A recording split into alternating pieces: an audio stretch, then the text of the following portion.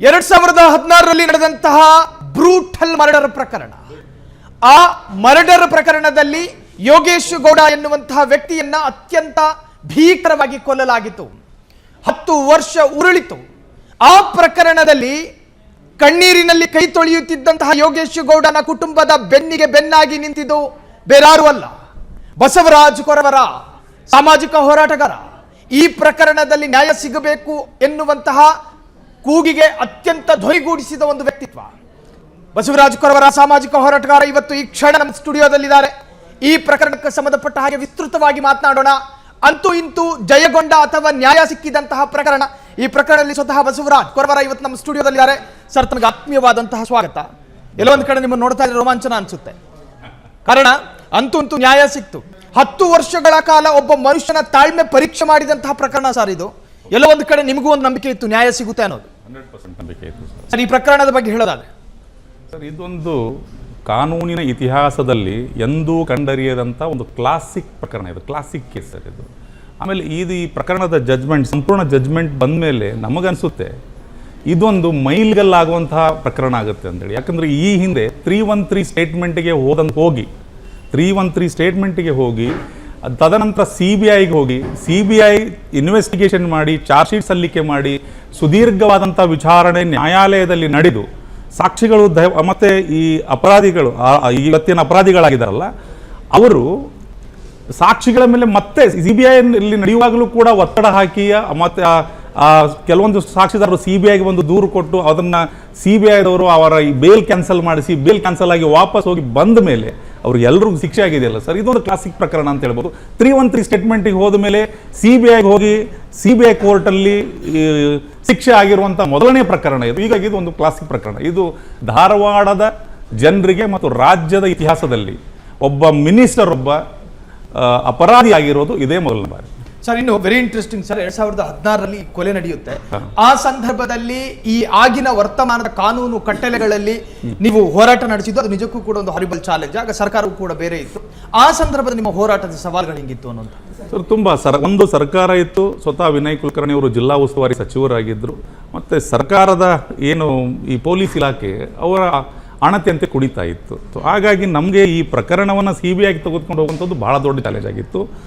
ನಾವು ಈ ಪ್ರಕರಣವನ್ನು CBI ಕೊಡಬೇಕು ಅಂತ ಹೋರಾಟ ಮಾಡುವಾಗ ನಾವಂದರೆ ಬರೀ ನಾವು ಅಷ್ಟೇ ಅಲ್ಲ, ಹೊರಗಡೆ ಯೋಗೇಶ್ ಗೌಡರು BJP ಪಕ್ಷದ ಕಾರ್ಯಕರ್ತರಾಗಿದ್ದರು, BJP ಪಕ್ಷದ ಜಿಲ್ಲಾ ಪಂಚಾಯತಿ ಸದಸ್ಯರಾಗಿದ್ದರು. ಹಾಗಾಗಿ BJPಯ ಕಾರ್ಯಕರ್ತರು ಮತ್ತು ನಾಯಕರು ಕೂಡ ಬೀದಿಗಿಳಿದು ಹೋರಾಟ ಮಾಡ್ತಾಯಿದ್ರು, ಇದನ್ನು CBI ಕೊಡಬೇಕು ಅಂತೇಳಿ. ನಾವು ಕಾನೂನು ಹೋರಾಟ ಮಾಡ್ತಾಯಿದ್ದೆ, ಅವ್ರು ಬೀದಿಗಿಳಿದು ಕೂಡ ಹೋರಾಟ ಮಾಡ್ತಾಯಿದ್ರು. ಅದು ನಡೀತು, ತುಂಬ ದಿನ ನಡೀತು. ಈ ಪ್ರಕರಣನ CBI ಕೊಡುವಂಥ ಕೆಲಸನ ರಾಜ್ಯ ಸರ್ಕಾರ, ಅಂದಿನ ಸರ್ಕಾರ, ಅವಾಗಲೂ ಕೂಡ ಸನ್ಮಾನ್ಯ ಸಿದ್ದರಾಮಯ್ಯ ಅವರೇ ಮುಖ್ಯಮಂತ್ರಿ ಆಗಿದ್ದರು, ಎಲ್ಲೂ ಮಾಡಲಿಲ್ಲ. ಮತ್ತು ನಿಮ್ಗೆ ಗೊತ್ತಿರಲಿ, ನ್ಯಾಯಾಲಯದಲ್ಲಿ ನಾವು ರಿಟ್ ಅರ್ಜಿ ಸಲ್ಲಿಸಿ ಅಲ್ಲಿ ಹೇರಾಗಿ ಅಲ್ಲಿ ಎಲ್ಲ ಏನು ನಮ್ಮ ಕಡೆಯಿಂದ ಏನೇನು ದಾಖಲೆಗಳನ್ನು ನ್ಯಾಯಾಲಯಕ್ಕೆ ನಾವು ನೀಡಬೇಕು ಎಲ್ಲವನ್ನು ನೀಡಾದ್ಮೇಲೆ ಹೇರಾಗಿ 9 ತಿಂಗಳ ಪೆಂಡಿಂಗ್ ಫಾರ್ ಆರ್ಡರ್ಸ್ ಅಂತ ಇರುತ್ತೆ ಸರ್. ಅದು ಆರ್ಡರೇ ಆಗೋದಿಲ್ಲ ನ್ಯಾಯಾಲಯದಲ್ಲಿ. ಅದಾದಮೇಲೆ ನಮ್ಮ ವಕೀಲರು, ನಾವು ಗುರುನಾಥ ಗೌಡರು ಹೋಗಿ ರಿಜಿಸ್ಟರ್ ಹತ್ತ ದೂರು ಕೊಟ್ಟ ಮೇಲೆ ಅದು ರಿಲೀಸ್ ಆಗುತ್ತೆ. ಅಂದರೆ ನಾನು ಹೇಳ್ತಾ ಇರೋದು ಇಷ್ಟ ಏನಂತ ಹೇಳಿದ್ರೆ, ಈ ಪ್ರಕರಣದಲ್ಲಿ ಎಲ್ಲೆಲ್ಲಿ ಏನು ಮಾಡೋಕ್ಕೆ ಸಾಧ್ಯನೋ ರಾಜ್ಯ ಸರ್ಕಾರ ಆವಾಗ ವಿನಯ್ ಕುಲಕರ್ಣಿ ಅವ್ರನ್ನ ಬಚಾವ್ ಮಾಡೋಕ್ಕೆ ಎಲ್ಲವನ್ನೂ ಕೂಡ ಮಾಡಿದೆ. ಆದರೂ ಕೂಡ ಅಷ್ಟೆಲ್ಲ ನಮಗೆ ಅಡೆತಡೆಗಳಿದ್ರೂ ಸಹ ನಮಗೊಂದು ಹೋಪ್ ಇತ್ತು ಏನಂತ ಹೇಳಿದ್ರೆ ಈ ಪ್ರಕರಣದಲ್ಲಿ ನ್ಯಾಯ ಸಿಗುತ್ತೆ. ತಪ್ಪಿತಸ್ಥರು ಯಾರಿದ್ದಾರೋ ನಾವು ಅವಾಗಲೂ ಕೇಳಿದ್ದಿಷ್ಟೇ, ನಾವು ಇವರು ಅಂತ ಬಳ ಮಾಡಿಲ್ಲ. ವಿನಯ್ ಕುಲಕರ್ಣಿ ಅವ್ರ ಮೇಲೆ ಯಾಕೆ ಬಳ ಮಾಡಿದ್ವಿ ಅಂತ ಹೇಳಿದ್ರೆ ಪದೇ ಅವ್ರ ಹೆಸರು ಬರ್ತಾ ಇತ್ತು, ಎಲ್ಲ ಕಡೆಯಿಂದ ಅವ್ರ ಹೆಸರು ಬರ್ತಾ ಇತ್ತು. ಮತ್ತು ಸಾಕ್ಷಿ ನಾಶಪಡಿಸುವಂಥ ಕೆಲಸಕ್ಕೆ ಮುಂದಾಗಿದ್ದರು ಅವರು. ಗುರುನಾಥ ಗೌಡರ ಮನೆಗೆ ಒಬ್ಬರು ACP ತುಳಜಪ್ಪ ಸುಲ್ಪಿ ಅನ್ನೋಂಥ ACP ಅಧಿಕಾರಿ ಒಂದು ಸಂಧಾನಕ್ಕೆ ಬರ್ತಾರಲ್ಲ, ಅವಾಗ ನಮ್ಗೆ ಕನ್ಫರ್ಮ್ ಆಯಿತು ಈ ಮನುಷ್ಯನ ಕೈ ಇಲ್ದೇ ಬರೋಕ್ಕೆ ಸಾಧ್ಯ ಹೆಂಗೆ, ಯಾಕೆ ಇವರು ಕಾಂಪ್ರಮೈಸ್ ಮಾಡೋಕ್ಕೆ ಟ್ರೈ ಮಾಡ್ತಾ ಇದ್ದಾರೆ. ಅವುಗಳನ್ನೆಲ್ಲ ನೋಡಿದಾಗ ವಿನಯ್ ಕುಲಕರ್ಣಿ ಅವರ ಪಾತ್ರ ಇದೆ ಇದರಲ್ಲಿ. ಹಾಗಾಗಿ ನಾವು ಬಲವಾಗಿ ಈ ಹೋರಾಟವನ್ನು ಮುಂದುವರಿಸಿದ್ದೀವಿ ಸರ್. ಇನ್ನು 2019 ಯಡಿಯೂರಪ್ಪ ನೇತೃತ್ವದ ಸರ್ಕಾರ ಬರಬೇಕು, ಅದಾದ ನಂತರ ಈ ಪ್ರಕರಣವನ್ನ CBI ತನಿಖೆಗೆ ವಹಿಸಬೇಕು. ಇಲ್ಲಿ ಆರಂಭಿಕವಾಗಿ ಯಡಿಯೂರಪ್ಪನ ಸರ್ಕಾರವರು ಕೂಡ ಈ ಕೇಸ್ ಮೇಲೆ ಅಷ್ಟು ಆಸಕ್ತಿ ವಹಿಸ್ತಿಲ್ವಾ ಅಂತ, ಕಾರಣ ಆ ಸಂದರ್ಭದಲ್ಲೂ ಕೂಡ ಒಂದಷ್ಟು ಪ್ರಹಸನಗಳೆಲ್ಲ ಆಯಿತು ಸರ್. ಹಾಗೇನಿಲ್ಲ, ನನಗೇನು ಅನಿಸುತ್ತೆ, ಈ 2018ರ ವಿಧಾನಸಭೆ ಚುನಾವಣೆ ನಡೆದ ಸಮಯದೊಳಗೆ ಸನ್ಮಾನ್ಯ ಯಡಿಯೂರಪ್ಪನವರು ಮತ್ತು ಸನ್ಮಾನ್ಯ ಗೃಹ ಮಂತ್ರಿಗಳಾದಂಥ ಅಮಿತ್ ಶಾ ಅವರು ನಮ್ಮ ಭಾಗದಲ್ಲಿ ಇಲೆಕ್ಷನ್ ಪ್ರಚಾರಾರ್ಥವಾಗಿ ಬಂದಾಗ ಅವರೊಂದು ಮಾತು ಕೊಟ್ಟು ಹೋಗಿದ್ರು. ಅದು ಯೋಗೇಶ್ ಗೌಡರ ತಾಯಿ ತುಂಗಮ್ಮ ಅವರಿಗೆ ಮತ್ತು ಬಹಿರಂಗ ಸಭೆಯಲ್ಲೂ ಕೂಡ ಹೇಳಿದರು, ನಮ್ಮ ಸರ್ಕಾರ ಬಂದು ಮಾರನೆಯ ದಿನ ಅಂದರೆ ನೆಕ್ಸ್ಟ್ ಡೇನೇ ಈ ಪ್ರಕರಣವನ್ನು ನಾವು CBIಗೆ ವಹಿಸ್ಕೊಡ್ತೀವಿ ಅಂತೇಳಿ. ಸೊ ಅದು ಸರ್ಕಾರ ಬಂತು ಮೊದಲು 2018 ನಂತರ ಕಾಲಿಷನ್ ಗೌರ್ಮೆಂಟ್ ಬಂತು, ಕಾಂಗ್ರೆಸ್ ಮತ್ತು JDS ಸರ್ಕಾರ ಬಂತು. ಅದಾದಮೇಲೆ 1 ವರ್ಷ ಕಳೆದ ಮೇಲೆ ಯಡಿಯೂರಪ್ಪನವರು ಮತ್ತೆ ಮುಖ್ಯಮಂತ್ರಿ ಆದರು. ಆವಾಗ ಯಡಿಯೂರಪ್ಪನವರು 1 ತಿಂಗಳು ಬಿಟ್ಟು ಈ ಪ್ರಕರಣವನ್ನು CBI ಕೊಟ್ಟರು. ಬಟ್ ಕೊಟ್ಟ ಮಾತಿನಂತೆ ನಡ್ಕೊಂಡ್ರು ಅವರು. ಒಂದಿಷ್ಟು ಪ್ರಹಸನಗಳು ನಡೆದಿದ್ದು ಸತ್ಯ. ನಾವು ಧರಣಿ ಸತ್ಯಾಗ್ರಹ ಮಾಡ್ತೀವಿ, ಅವ್ರ ಮುಂದೆ ಮನೆ ಕೊಡ್ತೀವಿ, ಇವ್ರ ಮನೆ ಕೊಡ್ತೀವಿ ಅಂತೇಳಿ ನಾವು ಕೂಡ ಪತ್ರಿಕಾಗೋಷ್ಠಿಗಳನ್ನು ಗುರುನಾಥ್ ಗೌಡರು ನಾವೆಲ್ಲರೂ ನಡೆಸಿದ್ವಿ.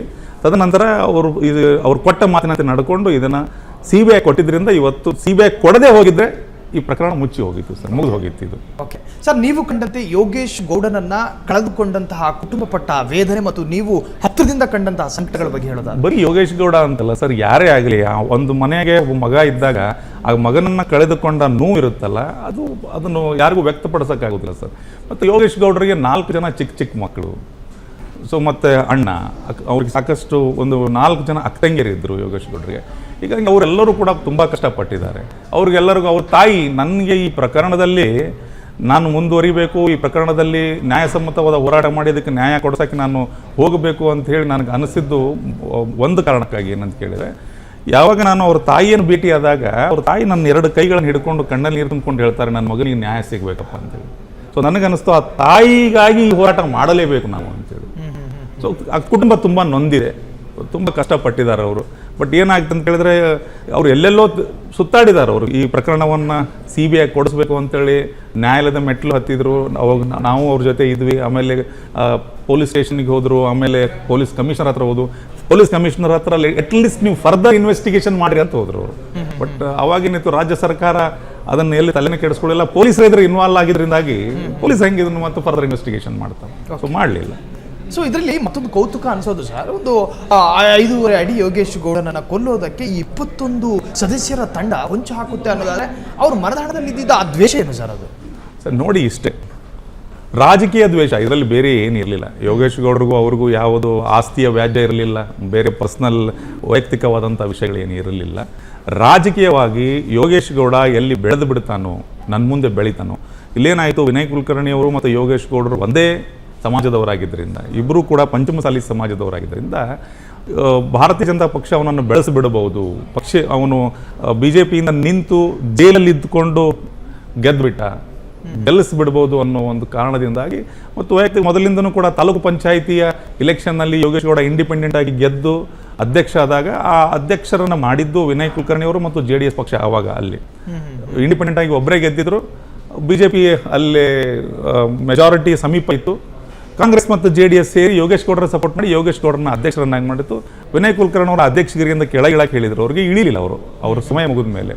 ಸೊ ಅವಾಗಿಂದನೇ ಅವ್ರದ್ದು ರಬ್ಬಿಂಗ್ ಸ್ಟಾರ್ಟ್ ಆಯಿತು ಒಬ್ರಿಗೊಬ್ರಿಗೆ. ಅದು ಮುಂದೆ ಜಿಲ್ಲಾ ಪಂಚಾಯತ್ ಇಲೆಕ್ಷನಲ್ಲಿ ವಿನಯ್ ಕುಲಕರ್ಣಿ ಬೇಡ ಅಂದಮೇಲೂ ಕೂಡ ಇಲೆಕ್ಷನ್ ನಿಂತು ಗೆದ್ದು ಬಂದಲ್ಲ, ಅದೆಲ್ಲೋ ಇವನು ನನ್ನ ವಿರುದ್ಧವಾಗಿ ಗೆಲ್ತಾನೆ, ನನ್ನ ವಿರುದ್ಧವಾಗಿ ಸ್ಟೇಟ್ಮೆಂಟ್ಗಳು ಕೊಡ್ತಾನೆ ಅಂತೇಳಿ ಅವರಿಬ್ಬರಿಗೂ ಕೂಡ ರಾಜಕೀಯ ವೈಷಮ್ಯ ಬಿಟ್ಟರೆ ವೈಯಕ್ತಿಕವಾಗಿ ಬೇರೆ ಏನೂ ಇರಲಿಲ್ಲ.